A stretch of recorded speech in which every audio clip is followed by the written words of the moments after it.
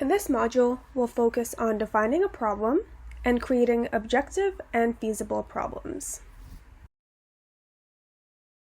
Okay, now it's time to choose one of the problems you listed and work on the specific one in this module.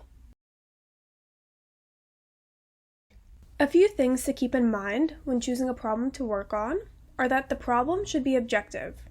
For example, I'm too lazy is too subjective.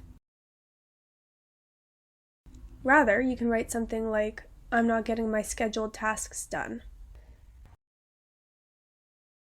Additionally, stating the problem in a way that gives you control over it can be beneficial. For example, I'm always tired is stated in a way that is out of one's control. Rather, you can say, I'm not getting enough sleep because I'm going to bed too late.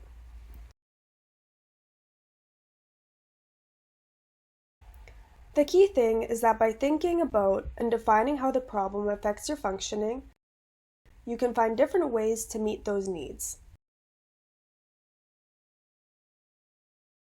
Now, how would you define your chosen problem?